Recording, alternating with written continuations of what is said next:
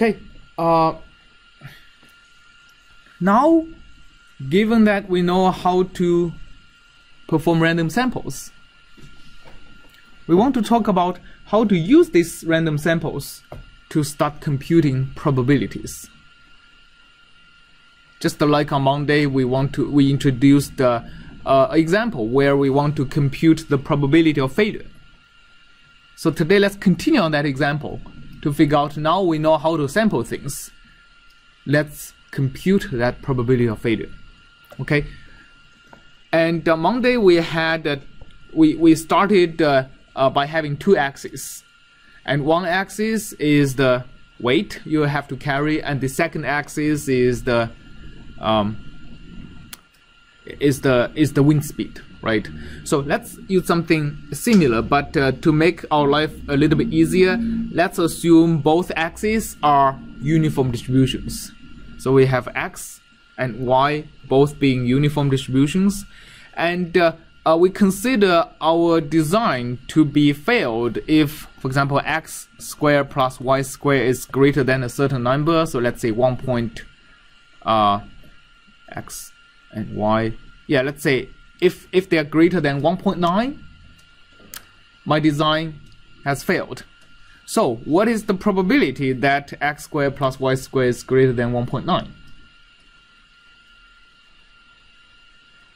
Well, that's basically if x of y and y are both uniform distribution, that is basically the area encompassed by both the square and a circle with a radius of square root of 1.9, right? So basically the failure probability is this small angle outside that arc. Mathematically speaking, if you want to compute that exactly, I mean, a good procedure is actually to divide this space into three parts, compute the area of that fan shape, compute the area of these two triangles, add them together, right? Then you have your proper, precise figure of the failure probability. But then, what if I have a third random variable and a fourth random variable? You can easily imagine your procedure becomes just more and more complex and ultimately completely unfeasible. So let's start using Monte Carlo method to do the job. And doing this with Monte Carlo method is extraordinarily easy. Here, the first step is to sample x is equal to, let's say, we perform 1,000,000 samples, and we also have y being 1,000,000 samples, right? And then let's actually plot x, y to see what they look like.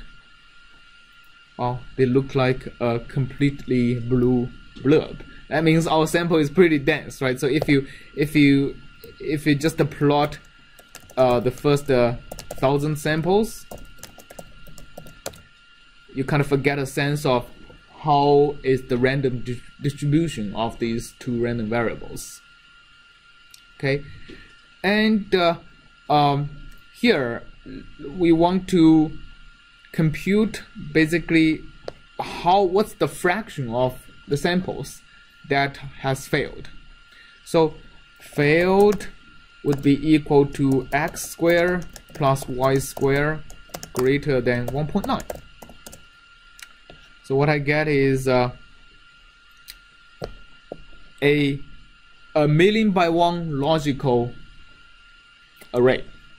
What I need to do is failed is to just sum over how many has failed, like 1,068 has failed, and divide that by size or length of failed. That gives me the probability of failure here. So here it says it's 0.14%. All right. And you can visualize that by if you plot all of these in blue, and you can plot x failed and y failed in red. Oh, I have to do hold on.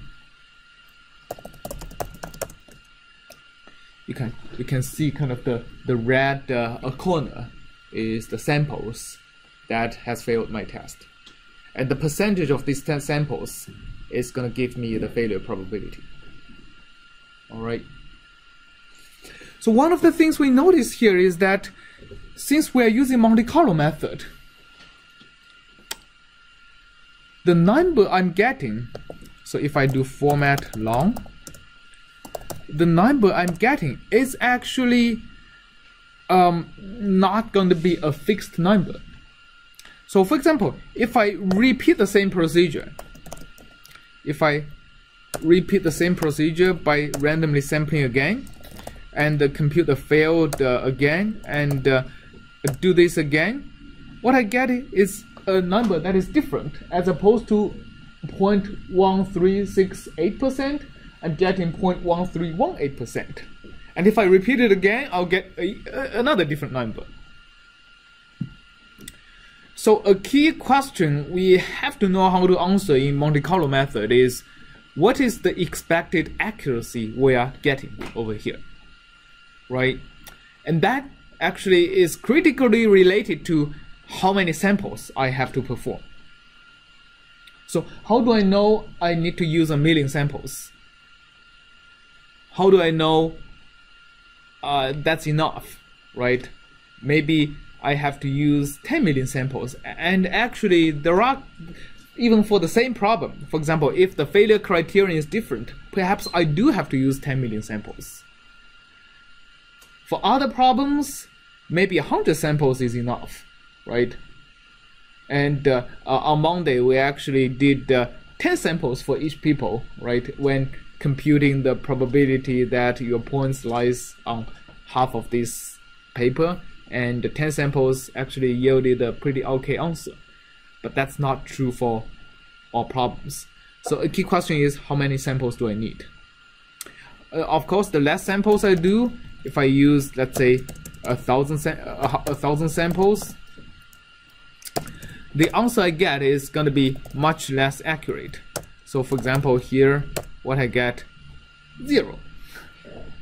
0 probability of failure. Of course, this is very inaccurate, and so we need to know how to choose the number of samples. Okay.